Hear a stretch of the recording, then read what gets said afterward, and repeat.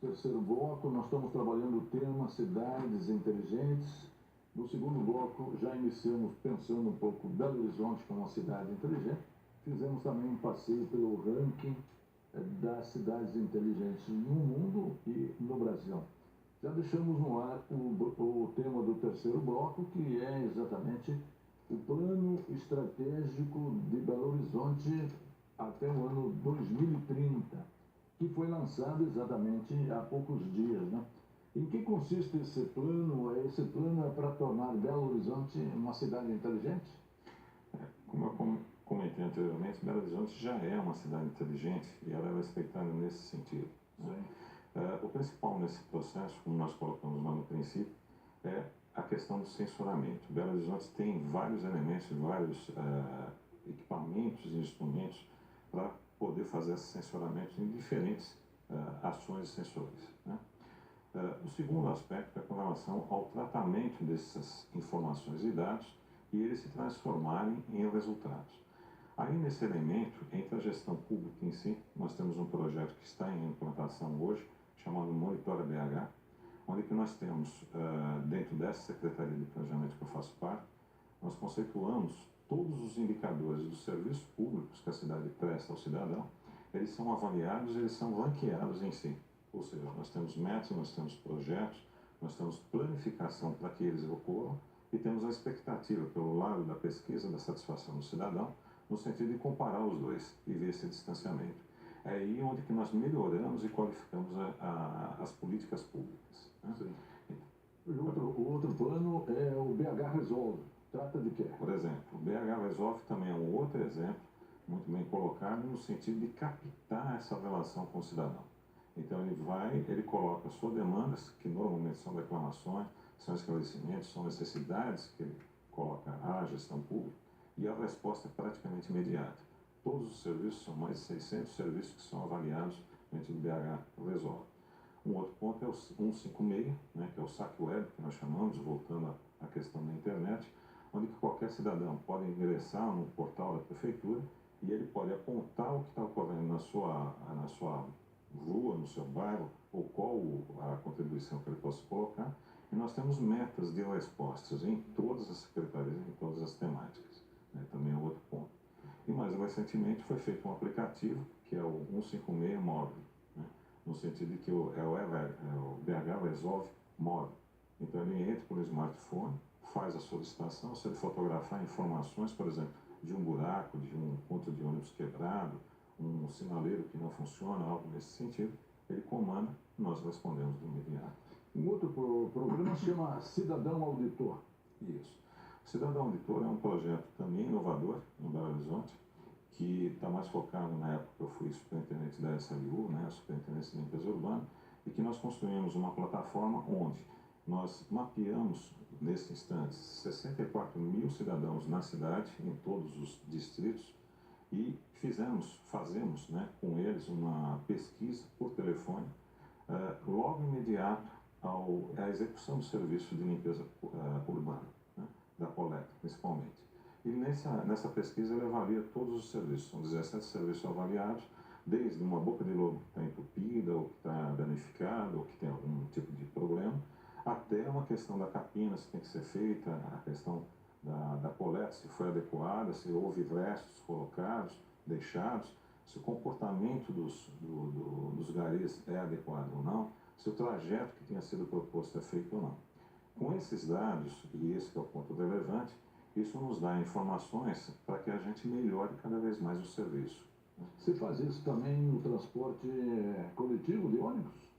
O transporte coletivo é feito sim, mas de um outro formato, né? Não com uma pesquisa direta ao cidadão, mas através de outros elementos, que seria através do próprio BH Resolve, do 156, e também com algumas pesquisas que são pontualizadas. Nós tivemos um problema, perdão, na época do BRT, com relação à segurança, né, que foi muito bem qualificado, identificado e diagnosticado a partir de pesquisas feitas dentro das estações do BRT.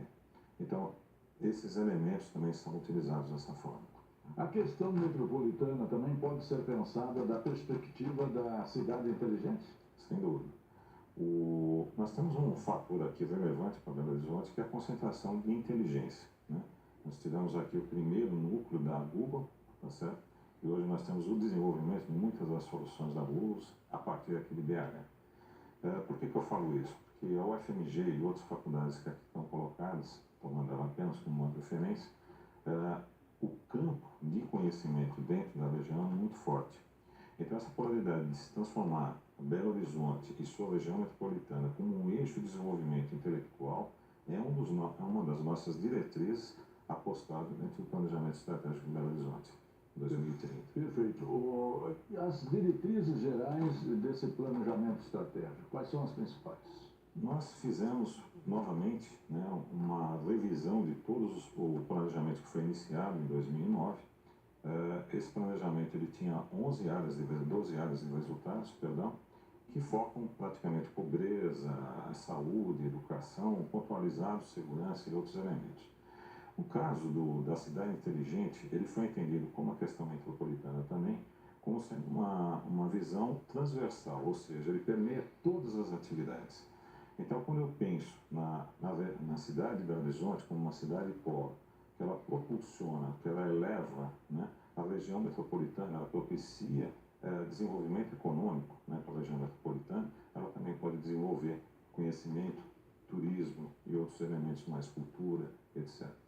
E a cidade inteligente, ela também passa por esse conceito.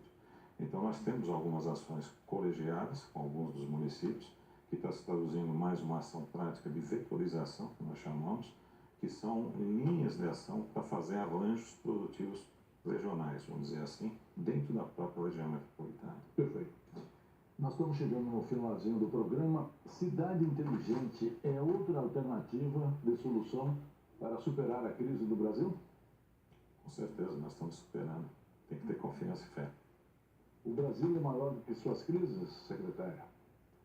Eu acredito que sim. Estamos batalhando nesse sentido também.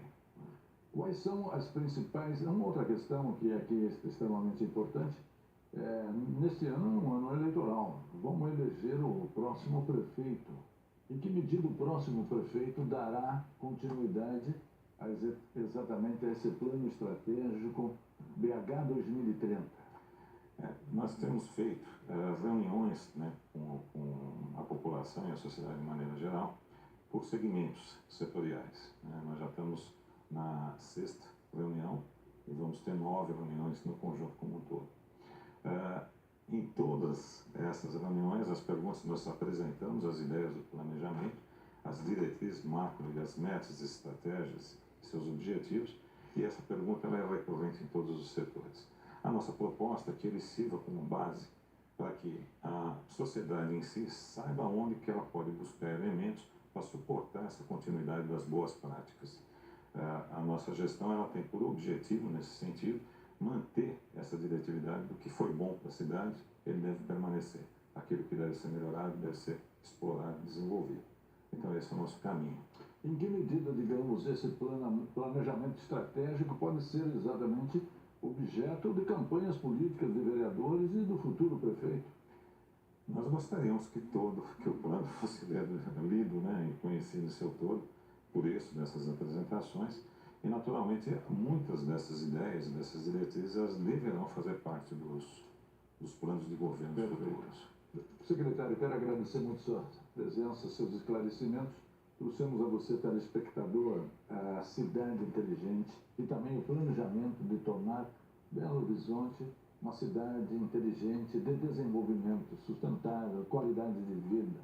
E, pensando bem, uma cidade inteligente também é a solução para a crise política e econômica brasileira. E a você, telespectador, que sempre nos aprecia, nos prestigia, muito obrigado pela sua audiência.